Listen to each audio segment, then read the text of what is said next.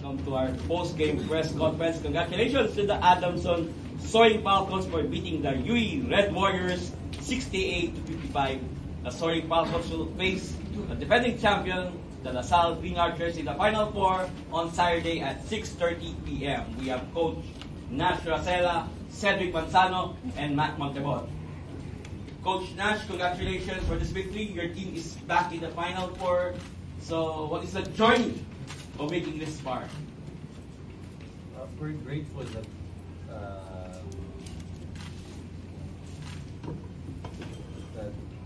two out of the three knockout games, tama, no? We were able to advance. Sabi ko nga the last time we need to go through knockout games every year, we go through that, no, just to make it to the Final Four.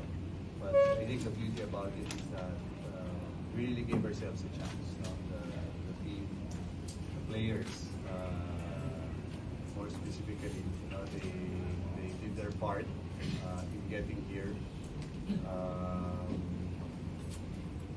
But we still have some job to do right, next week. So, pahinga kagad, no? Hopefully we recover it. Thank you, Coach Nash. To Cedric, you have 70 points, 10 rebounds, 4 assists, 2 steals, 2 blocks, and plus 9. So yun nga, after a 5-game losing streak, nanalo kayo ng for the last 5 games para makarating dito sa Final Four. So ano masasabi mo sa ipinakita ng team na sa pinagdaanan nyo this season? Siguro sobrang thankful ako sa team namin kasi nalampasan namin yung mga gantong knockout game. Hindi naman siguro dahil sa kanila wala kami dito. So, tulungan lang tayo. Thank you to Matt. You have 30 points, 6 assists, 3 rebounds, 1 block, and plus 30. So, what can you say? Your team is now in the Final Four, and of course, the job is not done. So, what can you say? I just want to say I'm really proud of my team. The whole season, we've been just through a lot of ups and a lot of downs, a lot of team meetings where we didn't want to go to. But I'm just proud of my team, just the way the last couple games we just fought and just played for each other. Personally for me, the team needed me to play a little more unselfish. So I just want to do everything in my power to put our team in a better chance to win. And I think I did that. So now we're in the Final Four and hopefully we can beat them.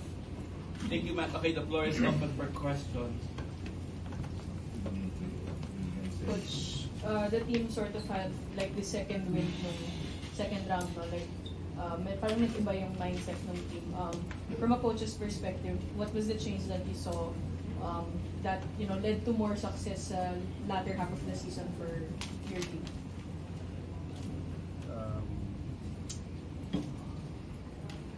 I think it's because of the design of our program, which I think needs to change. What do I mean? This is something that I realized lately. When I look at my teams, even the first three seasons, we always play better in the second round. I think that's because we always have new guys coming in. And I don't think we prepared them well during preseason because we don't have a program like the others where they go abroad, play strong teams, compete in major tournaments. So kami, dito lang, tune up, lalo sa maliit na liga, lalo sa probinsya. So when suddenly we play actual games in the AAP, hindi nasasanay, so hindi namin silang prepare. So it's something we have to look at, make some changes, so that we don't just pick up in the second round. Yung bang umpisa pa lang, ready na. And that's what I see in other teams.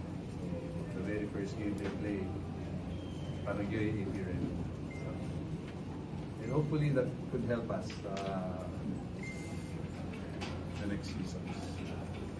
For the two players, the last 3 seasons, Adamson always plays this knockout games, but of course, the Final Four is not just a goal for you guys. So, what do you think does the team need in order to step up more more, and maybe beat LaSalle and get into the final four, into the finals. I think first off, it starts with our preparation. Coach Nash always yells at us at practice for our laziness in practice, or including myself not being focused all throughout the duration of practice. So I would just say, just to start, just be more focused on the little details in practice and just the preparation that we have going to our next game. Yun nga, sabi nga ni Monty, preparation. Dapat, dapat sa practice pa lang, focus na kami. Paano namin defense, especially defense kasi talaga namin. Especially.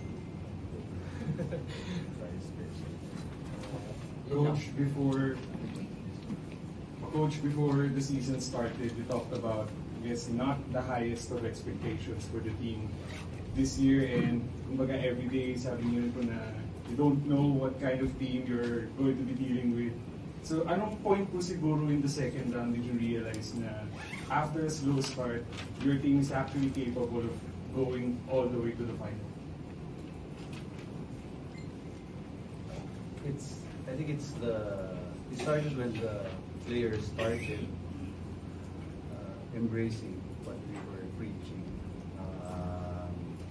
Well, they haven't totally embraced it, no? I think slowly they're learning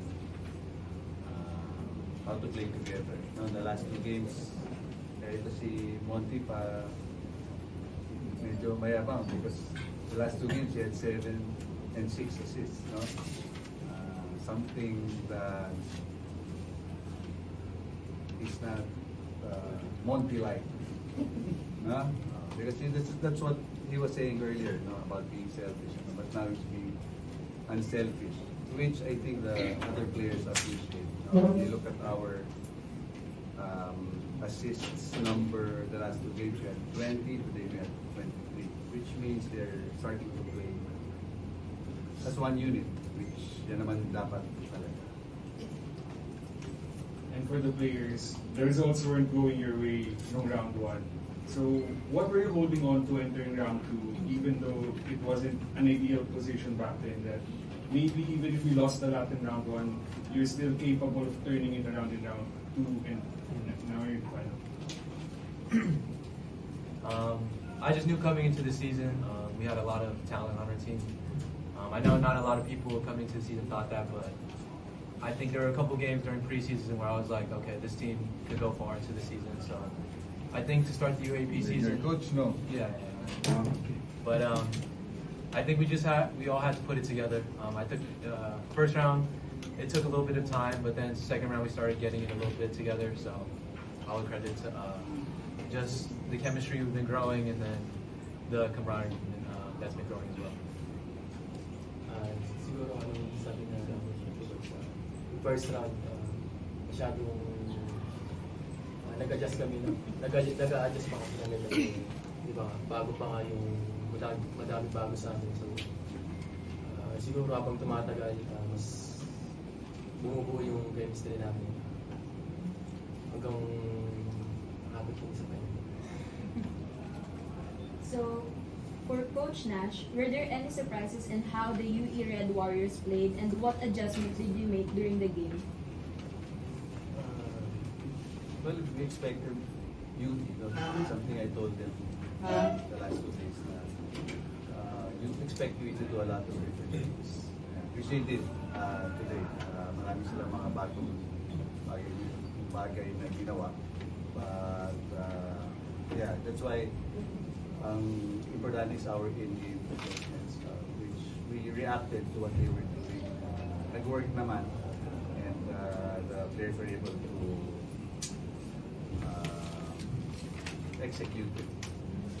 So, for the players naman, can you walk us through your mindset during the last few minutes of the game? For me, we all know that UE is very capable of hitting a lot of victories and coming back pretty fast. They did that in the first round. In the film room we did before the game, we just reviewed how the first round game, how Galang hit 2 back-to-back threes, which got them in the game. So just reminding each other how good of a shooting team UE is and how they could have shot their way back into the game. So we just had to stay focused on defense and then let the offense move us out. Iniisip lang namin yung mga last minute. Hindi dapat kayo pwede mag-relax sa mga ganong senaryo kasi doon kami natalo nung first round. Niremind lang namin yung isa sa court na hanggang hindi pa tumutunog yung buzzer, hindi pa tapos yun. Coach, now we have Lasal in the Final Four. As your Final Four format, 30 points the first round, 25 points in the second round. So, ano yung kailangan pa? Siyempre, maging maganda yung laban and of course sa round rush and eventually makarating kayo sa finals. Ano yung challenge na lang? Total of 55, 30 and 20.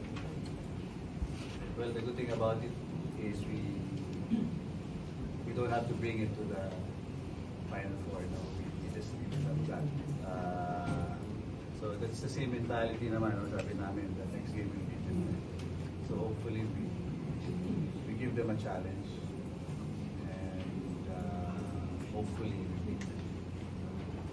Important is we give ourselves a chance. So I know these players, they'll be ready to work.